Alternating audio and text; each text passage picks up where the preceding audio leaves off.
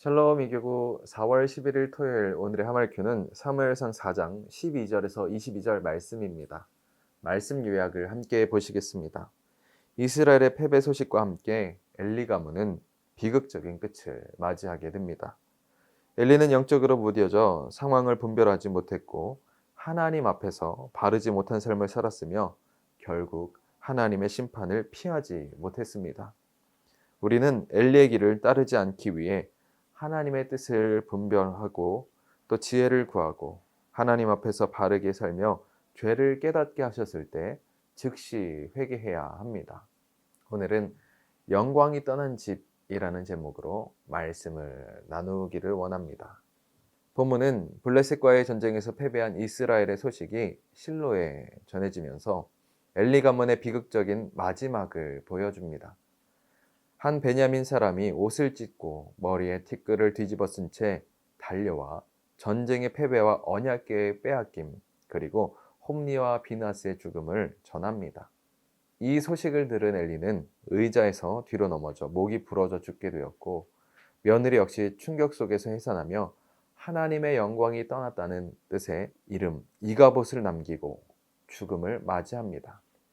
이 사건은 하나님을 섬겼던 엘리의 인생이 비참한 끝을 맞이하게 되었음을 보여주며 신앙의 마지막까지 하나님 앞에서 바르게 살아야 함을 깨닫게 해줍니다.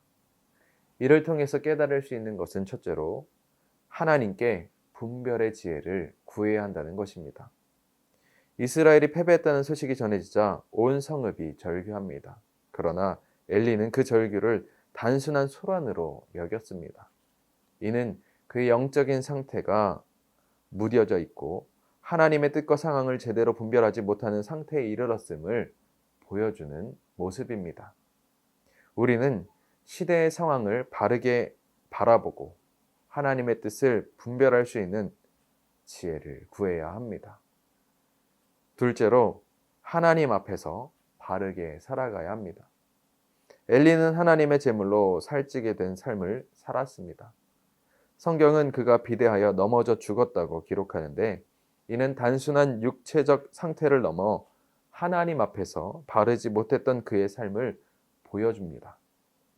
엘리 가문의 몰락은 단지 아들들의 죄 때문만이 아니라 하나님 앞에서 바르지 못했던 삶의 결과였습니다. 우리는 하나님 앞에서 항상 바르게 살아갈 수 있도록 노력해야 합니다. 셋째로 죄를 깨달았을 때 즉시 회개해야 합니다. 하나님은 이미 엘리 가문에 대한 심판을 경고하셨지만 그들은 돌이키지 않았습니다. 결국 하나님의 말씀은 그대로 이루어졌습니다. 하나님은 죄를 깨닫고 즉시 돌이키는 자를 용서하시는 분이시지만 회개를 미루면 심판의 결과를 피할 수 없습니다. 그러므로 우리는 죄를 깨달았을 때 즉시 하나님께로 돌이켜야 할 줄로 믿습니다.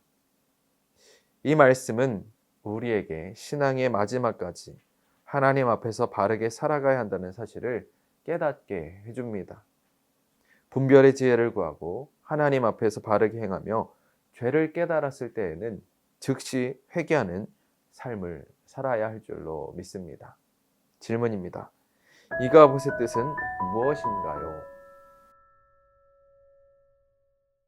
이가봇의 뜻은 하나님의 영광이 떠났다라는 뜻입니다.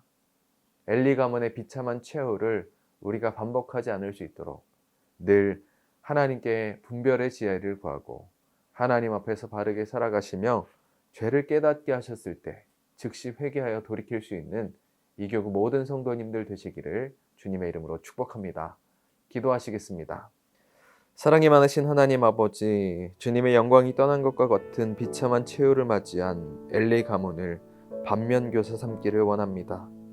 저희들 늘 주님 앞에서 바른 삶을 살아가게 하여 주시고 주님의 뜻을 분별하고 죄를 깨닫게 하실 때에 즉시 돌이켜 회개하는 믿음이 될 수 있도록 인도하여 주시옵소서. 그리하여 주님의 영광이 떠난 삶이 아니라 늘 주님의 영광 가운데 거하는 삶이 될 수 있도록 주님 인도하여 주시옵소서. 예수님의 이름으로 기도하옵나이다. 아멘. 오늘 하루도 주님의 영광 가운데 살아가시는 이교구 성도님들 되시기를 소망합니다. 이교구 화이팅!